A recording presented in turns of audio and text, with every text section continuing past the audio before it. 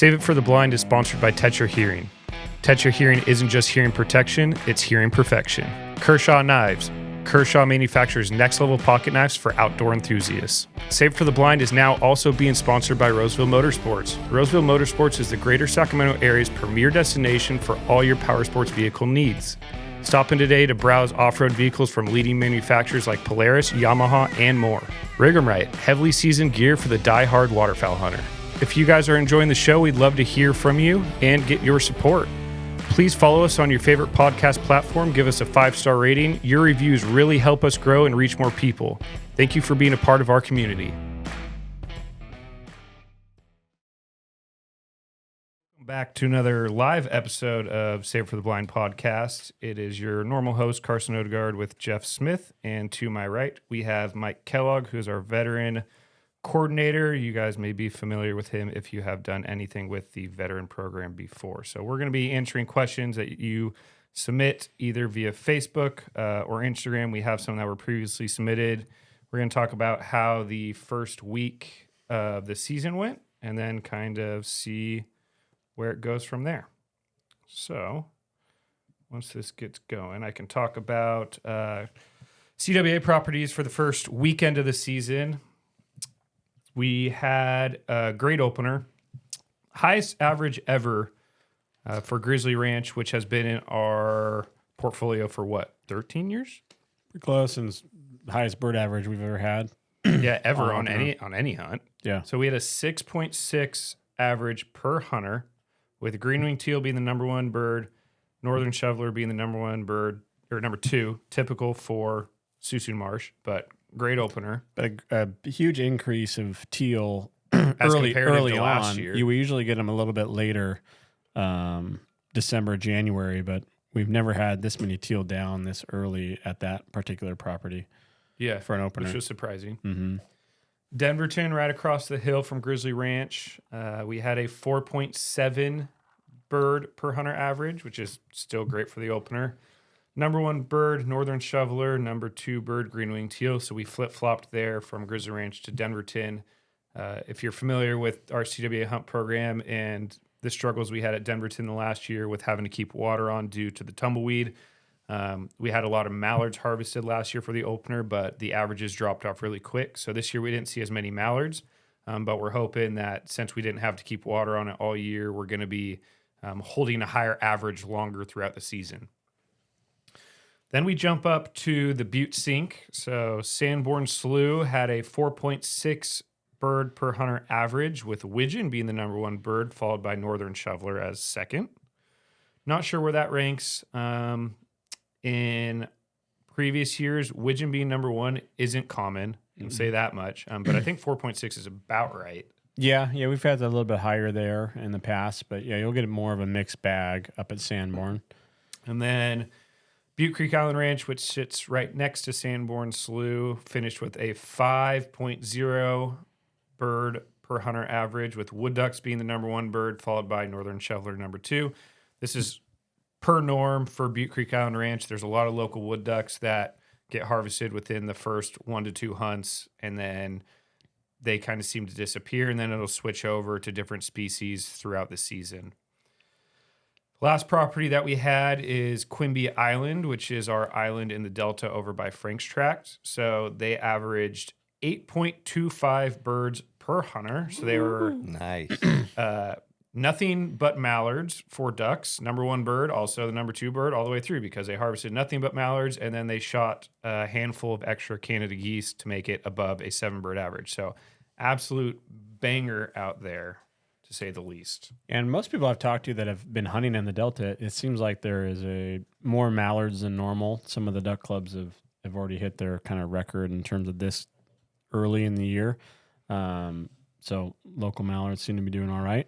There wasn't as many up in our area in the Butte Sink. It didn't seem like we've had in the past, but sounds like they're around. It's just right prior to that opening week, we had that weird north wind. It was preceded by the north wind, and then we had that rain and all that stuff. So I think it pushed a lot of our birds kind of out, and then they kind of were starting to trickle back in closer to opening weekend. But Yeah, so if you saw anything different or you have something about your opening weekend that you want to let us know, like I said, you can drop a comment on our live feed on Facebook. Eli, are we up on Instagram? We are up on Instagram as well. So Instagram Live, we will have a feed there where you can ask questions, drop comments, talk about your hunting experiences for the first 2 weeks. We would love to hear about them. So some of the questions that came in previously when we had posted on socials, we'll start hitting those until we get some new questions in.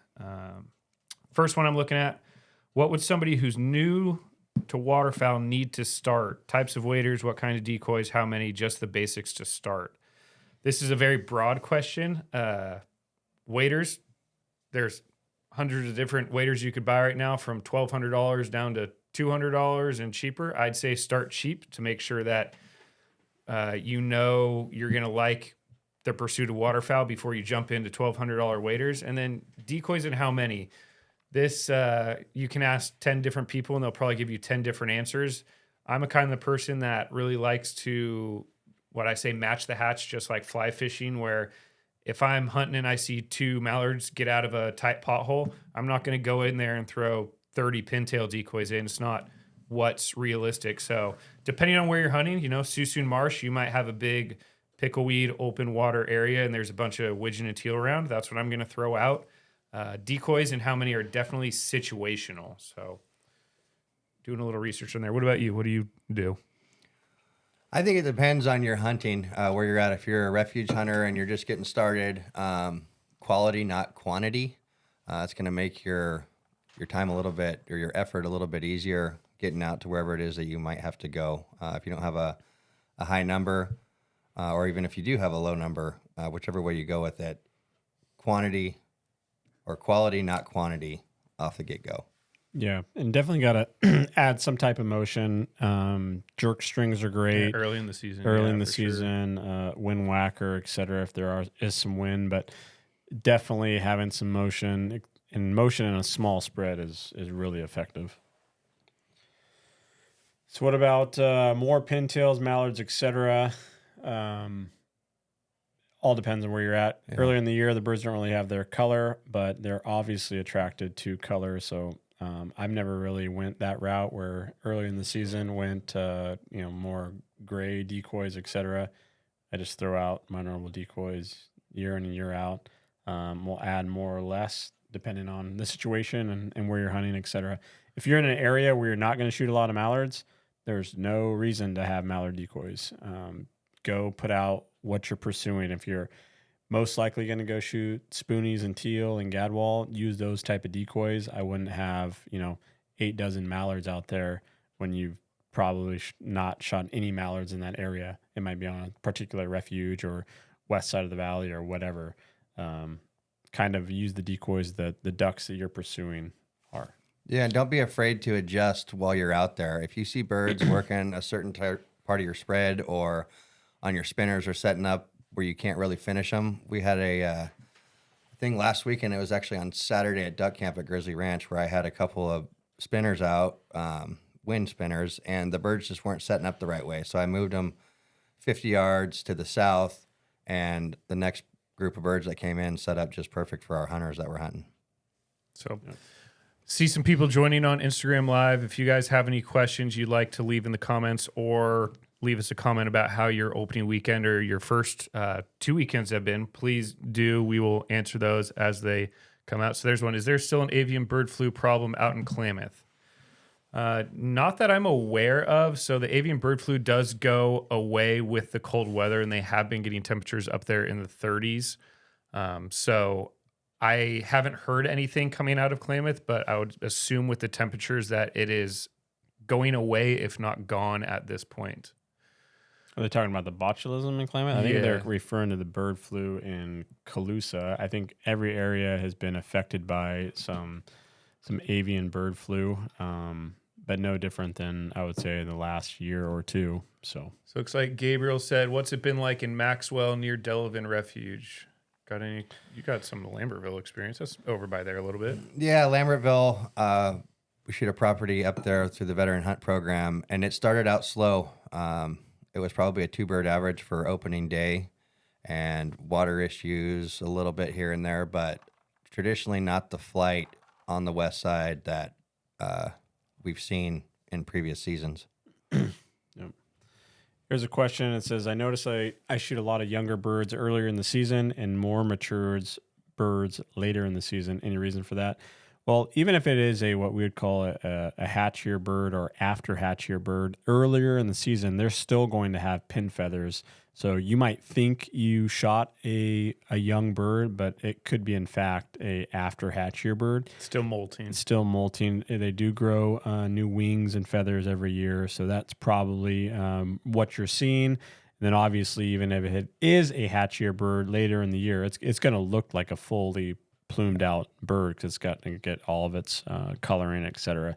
So it just really depends. You have to look at either their tail feathers or their wing feathers to really determine if it is in fact, a hatchier bird first year or after hatchier. So Pat 8075, this is a great question. So where do you put the spinners and why? So wind spinners. Well, what's your thought on them? Because I have my own thought. And I'll talk about the wind after. or the like wind, mojos. Wind spinners. There's a bunch of different ways that can go in different scenarios. So if you're hunting a south wind in a say west to east running rice field, your birds are traditionally going to want to finish into the wind. So you're going to want those spinners on the south side of your rice check so that your ideal shot when they're locked into your spinner is over the blind on you.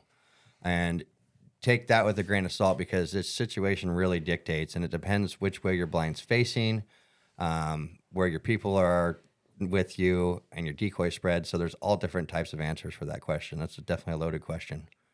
In a high wind, I usually put them behind me because I want birds to come over me looking at the spinner or whatever.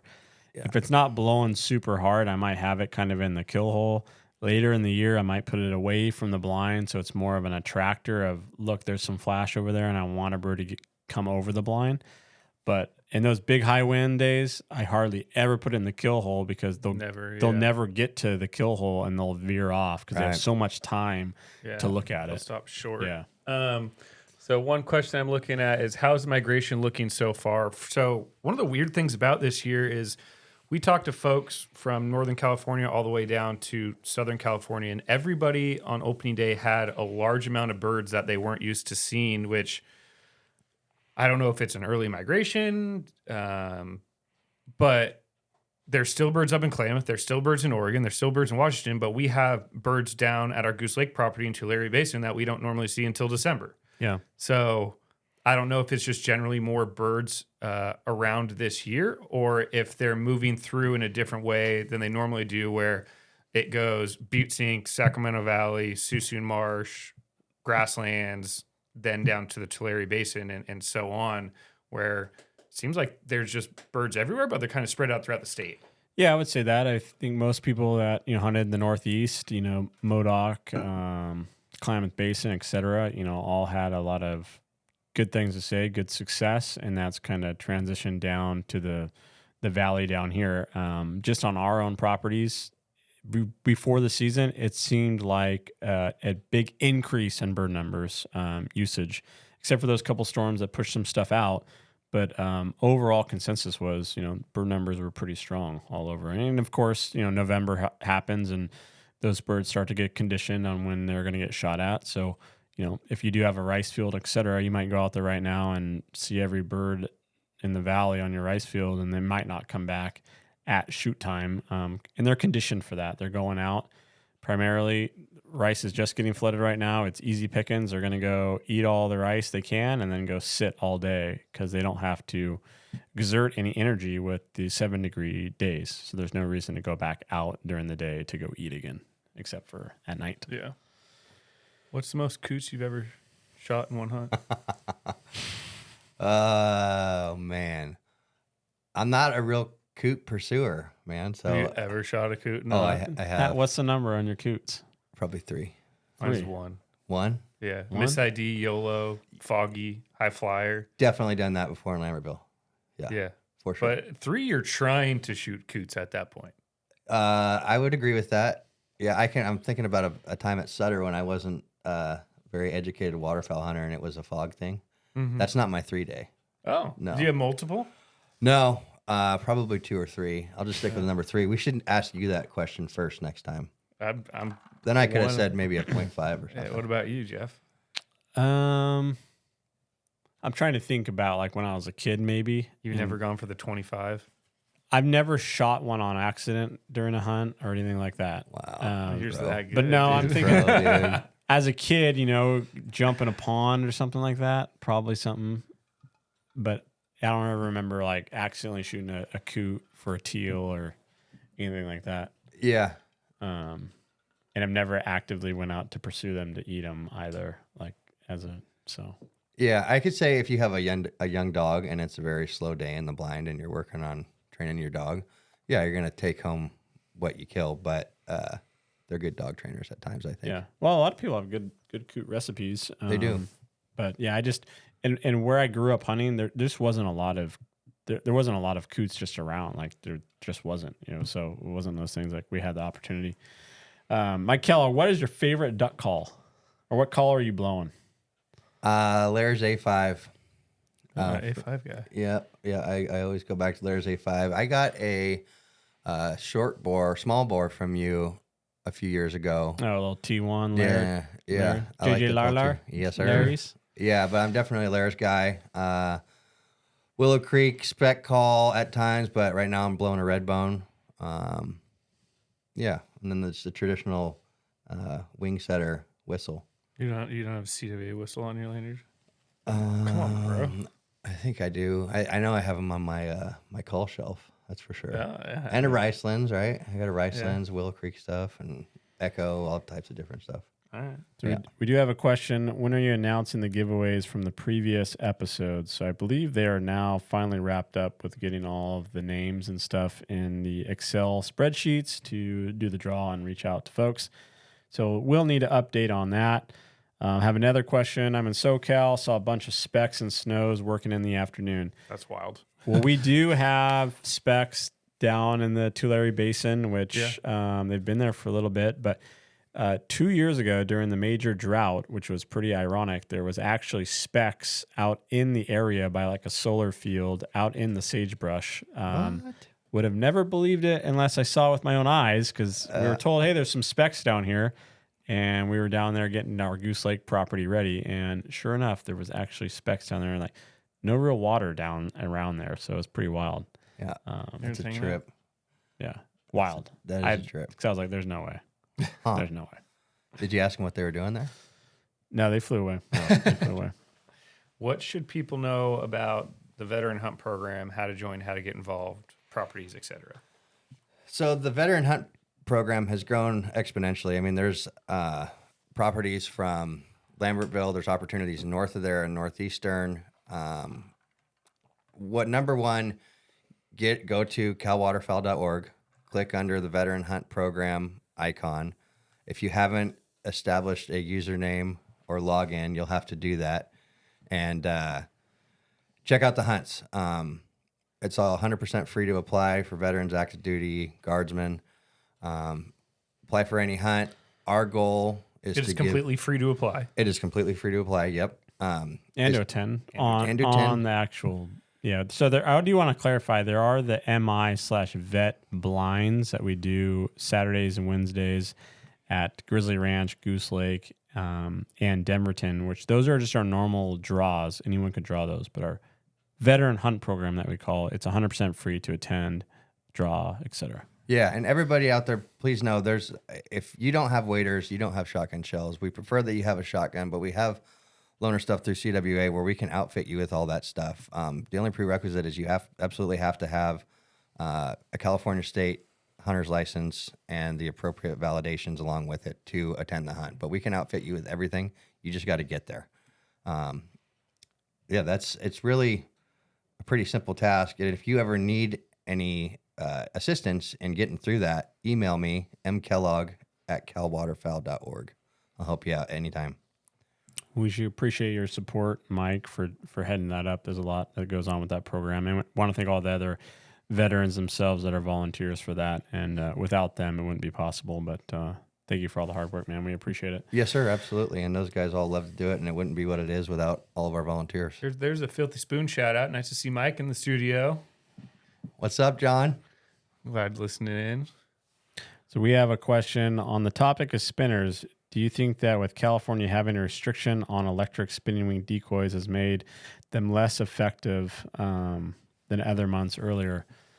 Yeah, I mean, I think like anything, if we were to have an all season, no restriction, they would probably be less successful at times. I mean, it seems like the first couple weeks of the season, we always get a big push of birds down. Widgeon in particular out in the rice, they are very, very effective. Later in the season, they may or may not be effective. But basically, what a lot of why we have it like this is what the studies found was first year hatch year mallards were dying at a higher percentage earlier in the season with the spinners. That was one of the reasons. But even in places like Washington, they're outlawed, but you could still use a jerk cord one that spins and the wind motion. I just think that we have way more pressure down here. So birds just respond different than other places that I've hunted too.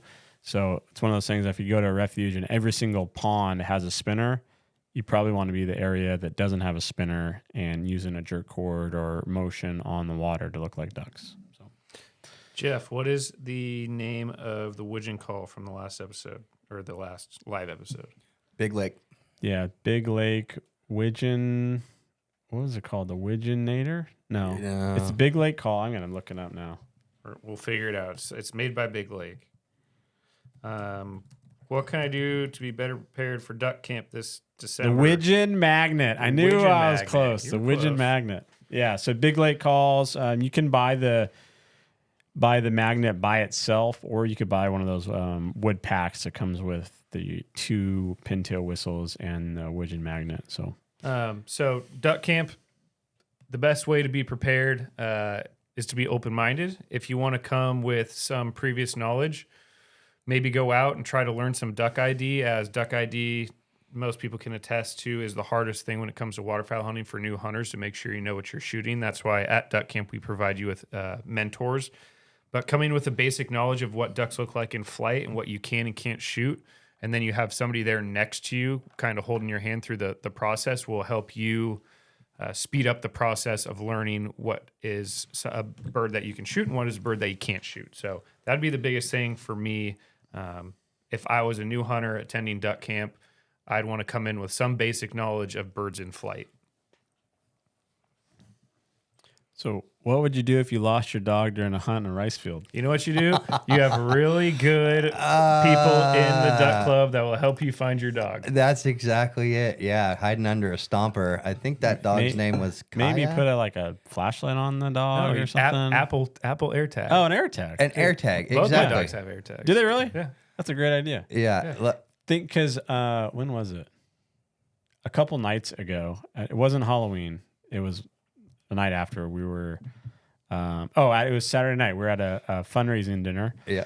And I get a little bell notice in the front yard. Well, it's my dog, Boomer. He's out on the front porch, and he was in his little kennel area in the back. He somehow squirreled his way out. He's just roaming in front of the house for an hour, apparently. And then my father-in-law comes to the house, and he just bolts to the back door. I was like afraid of him. But that would have been great because my wife was, are you concerned about him? I was like, no, he does not want to go anywhere. He's looking for us. He's out in the front. But Yeah. that'd be great. AirTags. AirTags. Yeah, AirTags. they have like a little thing that slips over the collar. Both my dog and my wife's dog have them. So if they ever were to get out, you just pull up your phone and track them. And it's crazy because if somebody were to steal them, it goes up onto their phone and it tells them like, hey, you have somebody's AirTag with you. No way. Yeah. It's wild. Interesting. We get that from our brother's dogs. They're known in Chico for getting out all the time. Yeah. Or one was, yeah. Right on. Shout out Dan Vella, the guide for duck camp, saying duck camp's the best weekend you'll have during duck season. True to that.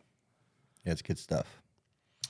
All right, Carson, how does the whole process work from winning a reservation for a hunt from start to finish?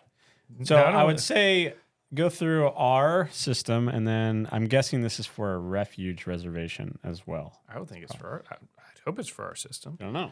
I just like that it was from the boy Wanda on Boy Instagram. Wanda. On Instagram. Right on. So we'll go through our process. So hunt program, general hunt program is $6 to apply. Like the state, you pay the $1.34. We charge $6. It is a lottery-based system where the third Saturday of the month before is our deadline, meaning for all of our December hunts, the third Saturday in November is going to be our deadline. We'll run the draw the next day. If you are lucky enough to win, you'll receive an automated email that says, hey, you're the winner at this property on this date. Here's how you go in and purchase the hunt. You'll pay your $25 hunter access fee unless it's a youth. That'll be free.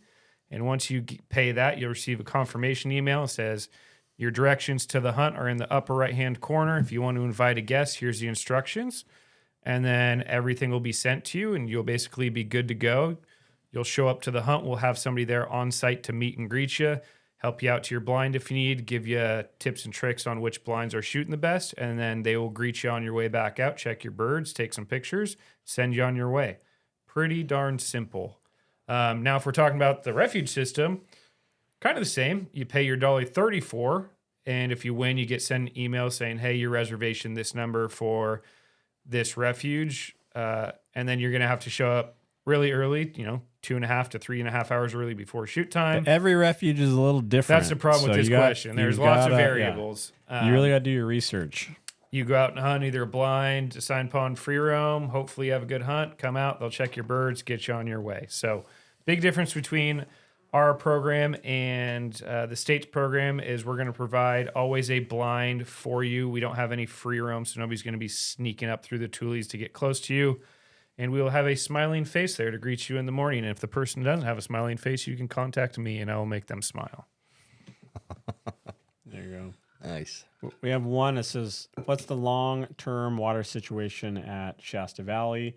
Won't go into a ton of detail, but basically it's better than it has been. It's not great, but the Shasta Valley relies solely on diverted water from the Shasta River to flood it. Now there's some issues there with salmon and fish, etc.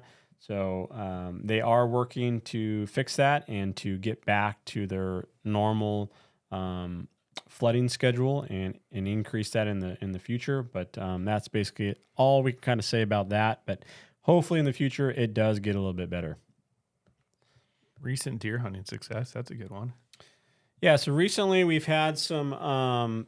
Not our first. Last year, well, we've had some PLM tags in the past that we normally do at Birdhaven Ranch, which is a youth hunt PLM tag, private lands management, that allows people to hunt towards the end of November. Last year, we had our very first deer hunt during the general season at both Pope Ranch and Turning Point. They were successful at Turning Point. That's a D3 through 5 tag. And then this last weekend, we had 2 hunts in D3 through 5, one at Turning Point and another one out of Scoria. Turning Point's down at Knight's Landing area. Scoria is just right outside of Calusa. So there's some new opportunities that we've provided with River Partners, who's been just an awesome partner in trying to provide hunting access on some of their properties. So it's been a working partnership together with California Waterfowl and River Partners. And this week kind of lined up perfect. Normally, D3 through 5 is over at the end of October. It did go into the first couple of days of November this year, and both hunters that could hunt all weekend, both hunters harvested nice little bucks about 2 hours into shooting time. No, they were done 1 hour. Were they 1 hour? The one was done in 30 minutes. Before 8. Yeah. Awesome. So very quick. They had kind of that little rain the night before. Bucks were obviously rutting. We had everyone sitting in a nice blind, nice and comfortable, and everyone made nice shots. So that was super cool for us to kind of see. Those are some of the one-offs that we do. No, I wouldn't call them the one-offs, but waterfowl hunting is our bread and butter. But we really have done a lot more big game stuff, pig hunting in particular. But we're always trying to increase what we're able to offer. We just want people to have an opportunity to go if we're able to kind of fill that bridge and give people the opportunity to go have these, lifetime memories. So, question from Chandler on here. How has duck hunting changed for you guys since you started as kids, teens to now? Go for it. I'd say quite a bit. I mean, in the valley, they used to be able to burn rice when I was much younger. So Air Resources Board and all the different things that come into play with that without getting involved in all that stuff.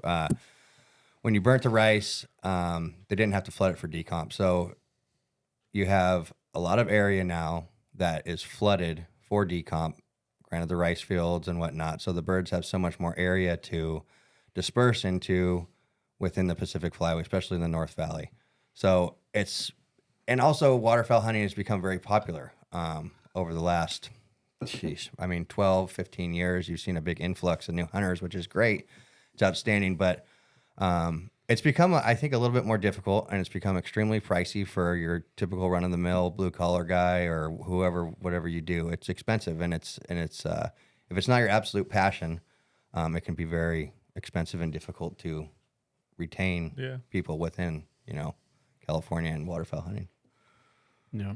I think for me, I don't see a general change in birds and such, but the change in the way that I hunt now is I used to hunt the ref. Well, I used to hunt Lower Klamath a lot in Tule Lake, but obviously with water that changes. But I used to hunt the refuges all the time, and now I'm a rice guy. So my style of hunting has changed. I don't know if I've seen I haven't been on the refuges enough to know, because I remember back in the day I'd go hunt Delvin afternoons. You'd walk back out to the parking lot and you'd see that giant flying from the closed zone. And I remember the last couple of years when I used to hunt the refuges, I just didn't see that. I don't know if it was just, the last couple of years I was hunting, drought, that sort of thing. But personal style, I'm a rice guy now. Yeah. But you're a rice guy because schedule, life, family, correct, all that. A little bit different. If I had all my weekends free and my Wednesdays free and I wasn't working in hunting community 24/7, I'd probably go to the refuge. I had some of my best hunts probably ever that I'll have on the refuge, and it was fun. And I definitely hunt the refuge more. But for your example is a perfect point. I worked the first Wednesday of the season. I worked the first Saturday of the season. I worked the second Saturday of the season. I worked the second Sunday of the season. So if I was hunting the refuge, I'd have one day to hunt in the first 2 weeks. I need the ability to go whenever I can go. Yeah. Right. Short, quick hunts. I would say that's changed probably the most for me is I might go out quick hunt for an hour or two just because I'm able to do that, but that's all I can take, right? So where prior to that, it was you might have the whole weekend scheduled out as I'm going to go up to Klamath. I'm going to get up there Friday. I'm going to leave Monday afternoon. Go out to a refuge. Hey, we got a resi on Saturday. Let's go hit Delavan or Calusa on Sunday on our way home, or whatever it may be. Those type of hunting experiences, I don't have as much as and I used to love those, get in the boat and you're gone for the weekend. Yeah. Family work, et cetera, kid sports, you're just not able to do that as much anymore. So the type of hunting has changed, and not necessarily the frequency, but just the whole experience, right?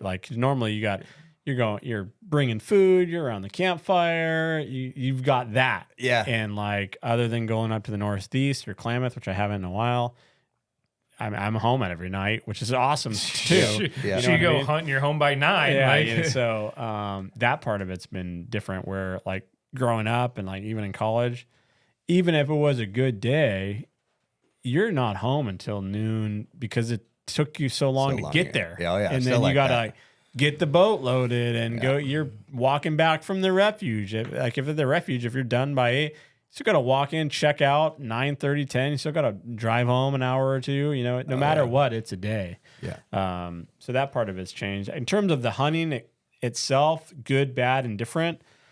Unless, in my opinion, unless you really track the numbers, like Carson does, unless you're really able to track the numbers to figure out every year how many birds you shot, etc., you might think that one year was awesome. Yeah. And then you look at the numbers, you're like, no, I just had 10 awesome hunts. The other hunts were pretty slow. And I've done that a little bit where I was like, man, that year was just phenomenal in my head, but the numbers might not have been a numbers a year or two ago, right? Yeah. So a lot of people say that it's slower now. Yeah, you can. If you look at the refuge numbers and stuff, the species have changed in terms of what they're harvesting, huge. But not necessarily the overall number of birds that get harvested or the bird averages. Yeah. Early 90s refuges, et cetera, primarily mallards. sack refuge, Yeah. etc. Next, you can gadwall. Yeah. Yeah. Yeah. So the flavor has changed, Yeah. but the actual bird average has not changed a ton. Yeah. Last year was an exception to the rule where you had this huge decrease in overall harvest, Right. but you also had the highest harvest the year prior ever on record of keeping track on the refuges. Yeah. And that was a drought year early on, and then the floodgates opened in the end of December. And, Yeah. you know, Yeah. So- And we had the late race. So yeah. So let's see. Jeff will not be putting on a calling clinic on this podcast. He would blow all of our ears out in this room. But if you want, there's a YouTube video on our CWA YouTube page. I believe it's Cow Waterfowl is our YouTube handle. And we have a 20-minute calling tutorial that Jeff did at our Grizzly Ranch property that is A+. So give that a look. We have one. Is it true that the VHP is getting a new side-by-side donated by Roseville Motorsports? That is true. They are the newest sponsor of our podcast and our veteran hunt program. We are picking up that machine on Thursday, so we will give a shout out to them and post it up on all of our socials. It is an awesome machine, and we're happy to be in partnership with them. Yes. Thank you, Colby, Roseville Motorsports.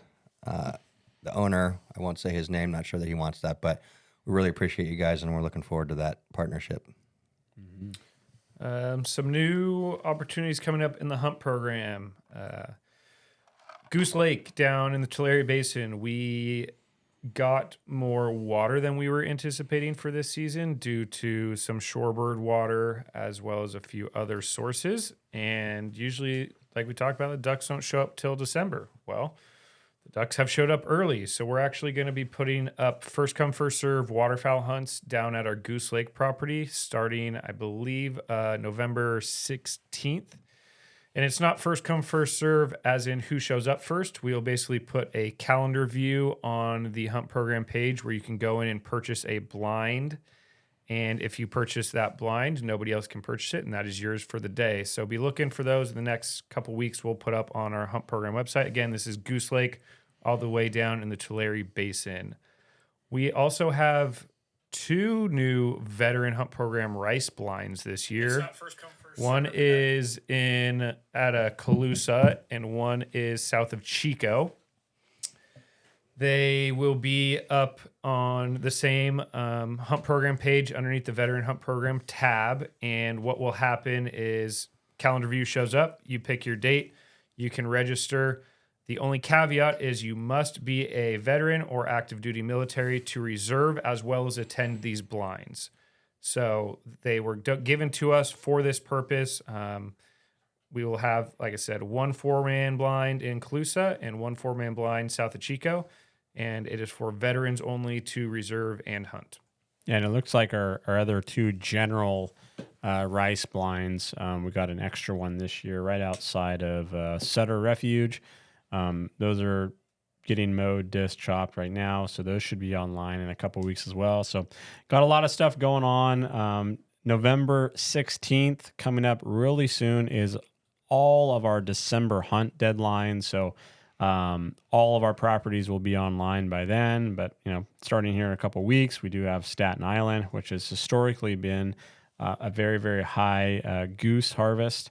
So all those blinds are now set up, and here in a couple weeks, we will start shooting down at Staten Island. So we're very, very excited about that. Yeah, some of the December hunts, Family Club in Mulberry and the Suisun Marsh, private clubs that donate hunts, will have hunts there in December. We will also have Mound Farms donates hunts in December. Those are family hunts, so you must have a youth with you on those hunts, which if you do have a youth and you want to apply, the draw odds are much better because not everybody has a youth that can hunt with them. So check out some of those hunts that aren't on our properties but are donated from different people or guides and outfitters such as Fowl Pursuer Outdoor Adventures. There's lots of those hunt dates throughout December. Yeah, and something new this year, we are allowing 2 groups out at Quimby Island, 2 groups of 2. Oh, yeah, that's new. So we do have more opportunities down there this year. We haven't had that in the past because the boat that we had to take everyone down there, we didn't have it. we do this year, and it's safe to take that many people and dogs, etc. So that's a great opportunity to work birds and to see a really, really cool piece of property down in the Delta. So we do have a question here. It says, the most effective and not expensive way to start waterfowl hunting. We did do a YouTube little short on this. My personal opinion, you could get into waterfowl hunting for under $400 or cheaper, and that includes your hunting license and your stamps, which is going to run you $100 and let's say $35 with everything. From there, if you use Facebook Marketplace and Craigslist to use decoys or new decoys, waders, jackets, etc.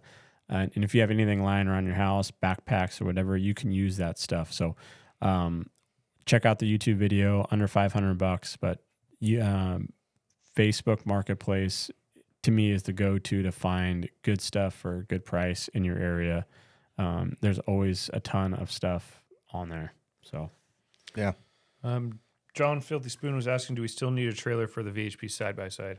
I have no clue, to be honest. we have one that we're going to be using, but TBD on that in terms of if we want something bigger and better and all that. Yeah, John, if there was something that was solely dedicated to that side-by-side, because once these guys, when the season's over, we're going to use it for pig hunts and other opportunities like that, getting it back and forth to like Day in the Marsh and whatnot. So when some of the other CWA people are going to use those trailers, we could definitely use another one. Yes, sir. There you go. Shout out Riverdog Duck Club. They are donating hunts or have donated hunts already in February for the veterans as well as the youth. So those are on that you guys can apply for. So we have a question are you guys going to have any people that work at refuges, et cetera, answer questions? We just met with a bunch of refuge managers here last week, and that episode will be airing shortly. Basically talking about what they do on the refuges, what hunters should expect, and some of the new changes they have coming up for this year. When are the Honey Lake refuges going to be fixed up? They're managed terribly. Unfortunately, we can't speak to that because we do not manage the state lands at all, nor do we have much contact with them at all. Well, I believe they're actually doing a bunch of work up there right now. Like Beyond me. Yeah, on the actual refuge itself. I can't speak to exactly what it is, but is what I heard. So it sounds like there is some improvements going on at that refuge. Again, if you have any questions or want to talk about how your opening days was, which I'd love to hear about, instead of listening to these two talk about their opening day that I already know about, please drop it in the comments. Be happy to read them out or read questions as we keep going along. What are you guys most looking forward to during this duck season? New property opportunities. Last year it was difficult to get on the birds because there was so much water around, especially late season. So I'd really like to get the goose decoy trailer out more than we did last year. We probably only put it out 4 or 5 times and went after them late goose, and that was quite the feat. So learned a bit, made some new relationships, and got some guys out, which was always good. But I'm looking forward to that and new opportunities and learning more, right? I don't think I think when you figure out that you don't know it all is when you start to learn something in this waterfowl thing that we love to do. Yeah, a lot to say with that. Always a humbling experience. Yeah. Right when you think you got them figured out. Yeah. You don't. Yeah, I'm looking forward to meeting new vets, to going after our goal number that was mentioned 5 or 6 months ago. And honestly, the best part to me, going back to the question that was asked from Chandler, is what's changed. And I think what's changed mostly with me is when I was a kid, that excitement, getting up early and going out, and you're always, the pursuit is you want to kill 11 birds, right? Well, now it's like I can go out, I can shoot 2 or 3 ducks, and I've had some great conversation and time in the blind, camaraderie, and just new experience, meeting new people. That's what's more important to me now. Yeah. For sure. Being out there. Yeah. It's great to kill birds, but I like being out there. Yeah. And I think the position that we're in, we get to meet a lot of really cool people that we probably would never have met otherwise. Absolutely. Different walks of life, et cetera. Veterans in particular. Pretty cool. Yeah. Yeah. I don't know. I always, I will continue to look forward to duck camp every year because seeing the people that we're able to teach and then see them come back out and apply the stuff that they learned that weekend is just so rewarding for me. So as on a work level, that always is something I look forward to every season. But kind of like you, I have a smaller hunting circle, but I want to hunt with other people that I know and I trust. I just haven't hunted with them yet, or, haven't invited them out. I think I get stuck sometimes in I'll just go hunt by myself. I'm not going to invite anybody. And I think I'd like to reach out to more people this year, not random people, but people that I know and have wanted to hunt with, but just have never made the effort to go out and connect with. So that'll be my goal for the season. Yeah, that's a good one. Yeah, I get in a rut sometimes, kind of like you, where it's like, I might only know that I do have the 2 hours, and I'm be like, well, I'm not going to invite someone. Yeah, because you don't want to make it not worth their time. Yeah, then you feel bad, but like, and then you shoot a limited an hour, and you wish you had somebody else there. Or they might be like, hey, I'm really busy too. All I could do is 2 hours as well. Yeah, so you never know unless you ask, type of a thing. But I'm looking forward to getting Gus out a little bit more. Obviously, got the new dog. Not as new now, 18 months. New old dog.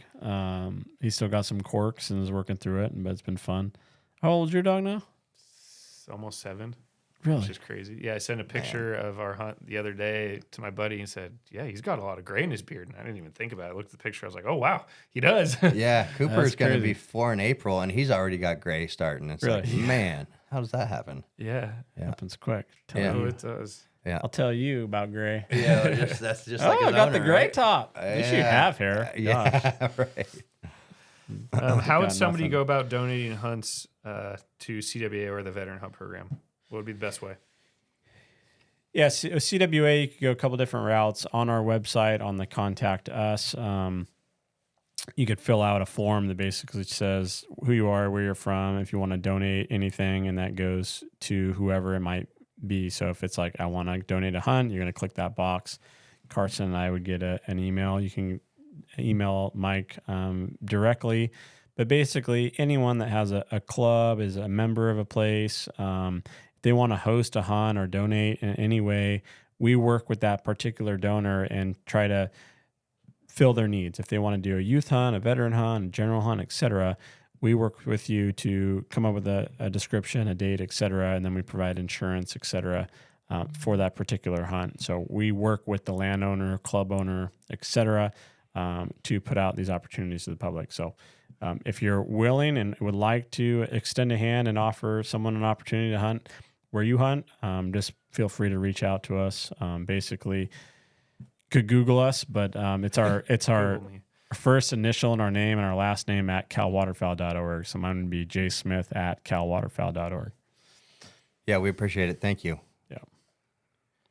Any other stuff you got? What else you got? You guys have any more like trips planned for the year? I mean, you just got back from your elk hunt. Yeah, I was in Colorado elk hunting, which was awesome. Did you have ducks on the brain while you were elk hunting? I did not. I don't think about ducks until the first day of duck season. Even then, with big game, you can't think about ducks. You can't focus one thing at a time. Tell us about the trip. I don't know if I got the full story. Yeah, I ran out to Colorado, pulled a first season rifle elk tag, and if anybody's familiar, GMU 48, which is based out of Leadville, Colorado. The town is the highest incorporated town in the continental U.S. It's at 10,152 feet or something like that. So I spent months getting myself in shape, doing a lot of altitude training. Got out there 2 days before the hunt started, hiked up a mountain about 2.5 miles in the first day, found a bull elk about 2.9 miles from where we were glassing. So it was about 6 miles from the trailhead. So we decided that the next day we were going to walk in there and camp on this elk. So we hiked in 5 miles, which was a mile from where we found him. Scouted that night, the night before the opener. Didn't see him, but could hear him bugling in the trees, so we knew he was there. And then the next morning on opening morning, went into that area. Couldn't see him, couldn't hear him bugling, but he was basically at the base of a 14,000-foot peak, and we were about 11.8 where we were, so we could see a ways into it, and we kind of slowly walked up towards the peak of this giant mountain and eventually started hearing him bugle, and they were working their way down to bed for the afternoon, so we got set up for a shot, and at 8:30, that morning I shot that bull 7 miles from the trailhead and at 12,000 feet, and then the work began. And Man. luckily, we called a horse packer who helped us out because No kidding. we were a long ways from home. Ay. But it was a great experience. If anybody's ever hunted elk in Colorado, I highly recommend it. And that's why it's hard for me to think about ducks when I get to think about that until a week before the season starts. I don't need to think about ducks to get my adrenaline going. Yeah. Big game on the mind. Attaboy. I was talking to my dad day before the opener, and he's like, man, it took me an hour and a half just to get all my stuff packed because he's a responsible duck hunter and puts all his stuff away. And he's like, how you doing? And I was like, I'm great. Never put my stuff away. You know what I mean? It's still hanging up in the garage and everything. So 3 weeks into it, I'm kind of finally starting to get into the groove of the go. Yeah. My shop looks like a bomb blew up. Looking for everything. Yeah, I had so much stuff going from a satchel to a backpack, trying to find batteries. You're not rocking the satchel this year? Well, like going out to the blind, It's a war carrying the satchel. batteries, you got to have the backpack. But if it's like a blind hunt and I don't got to carry anything, I go the canvas satchel. I can't fit all the stuff. I've never in there. seen you without the satchel. I know. So You ever grab the satchel and the satchel isn't secured and all its stuff goes everywhere? yeah, it's only got one button on it now. One little. So been going back and forth between that and a backpack that's got a little bit of lumbar support and all that. But no, it looked, there was stuff everywhere. And then I was trying to find Gus's stuff, trying to size it, make sure that was all good, and waders. Yeah. So it looks like Cabela's or Rogers just like Boom. threw a bunch of stuff in there. It's my garage literally. too. And then I'm like fixing auto jerks and all this other stuff. So there's stuff, Everywhere. little worksations all over the shop. Yeah. Yeah. Yeah. But I don't even know if I pulled all. I kind of like to put stuff in I bought a new pack this year and like put stuff in it. I was like, is this what I normally bring out? Like, it was so weird because I've had the same pack for such a long time that I switched over. What'd you get? One of those one of the Sitka backpack style ones, but the zipper's on the side, which I'm still. it's got the handle. See, I was looking at that. I got the I was same looking one. at the blind. Yeah. It's interesting. I like, because what was happening with my tangle free ones is after a while I would carry those batteries in Bottoms shotgun would blow shells up. and that they would rip. So I'd be going through one a season. So I needed something more stout. So jury's still out, but it's not going to break. I'll tell you that much. I like that that's waterproof. I'm still rocking one of the banded backpacks for the second season in a row now, and it's held together real good. The zippers are good, and it's got a hard bottom. That's a great question. How many freezers do you each have, and what do you think is the oldest meat in that freezer? I know exactly this. I have 2 freezers, and the oldest meat in that freezer would be duck from last season. 100%. I know that answer. Well, I have 2 freezers, and probably 3 weeks ago, I thought I'd ate all my antelope. You found some antelope. I found like one little backstrap packet, in the drawer, and I was like, "Oh yeah, What was that? It exists. 2022. yeah." How long ago was it? Yeah, a few years ago. So I was like, perfect. So I had it for lunch that day. Still amazing. Oh, yeah. But that I was like so excited that I found it. I was like, yes. I've got 2 freezers as well, but yellowfin from 2022 that I found. My buddies will laugh if they're listening to this. All the meat that I've been giving away in the last few weeks, like, yeah, it's new, man. It's from last year. So they got hooked up with a bunch of ducks and different stuff that I've received from other people just to make room, right? Yellowfin. Yeah. The yellowfin's best, man. It's only 3 years old. You're good. Oh, that's There great. you go. Yeah. I got some of that too in my freezer. I traded it for some red meat so I could actually have some fish. Nice. I did get some bear recently from a guy that we sent on an Idaho bear trip. I haven't tried it yet. Scott Brooks. I like it. That's I've what had everyone it once. says. It's great. But I've heard that. Yeah. It's probably one of those things with the trigonosis stuff where I'm like mentally just cook it to not. 10. I know. Same thing with a wild pig. I love wild pig though. Yeah. It's the delicious. same thing. You Doesn't can still taste like get it. I know, but I don't know. Brother bear, man. Yeah, I don't know. What's your guys' last one? Oh, we got 2. What's your favorite duck to harvest or eat? And do you have any spoony bands?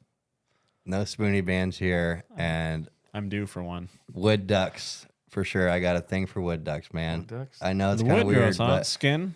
yeah, You like the skin on them? yeah, skin on, and they're the bird that, and I'm no professional caller like some of the guys that I hang out with, but decoying wood ducks. I mean, how do you really do that? You get them to land and you call them in, or is it a pass shoot? They just come in or they don't come in. You're there, Yeah, you're yeah. there, you're not. Or they're there, or they're That's not. something that I don't know anybody that's mastered that yet. So that's my thing. Wood Woodies. ducks. Wood Yeah. ducks. No spoonie band, rice widgeon. Big 30, 40 groups of rice widgeon. Just whistle it and just Widgeon backpedal things. it. Oh. Yeah, Widgeon things. Widgies are nice. Where I grew up, there was no pintail. Like we didn't shoot any pintail hardly ever. In the right spot now. So it's hard to beat passing up a bull sprig. And then when I shoot one, I usually eat it that day for lunch. So Oh, boy. So bull excited. sprig. You can't wait. yeah, I know. They're just so I don't know. They're just awesome, man. Just the way they work, the pawn and stuff, all graceful. No spoonie band.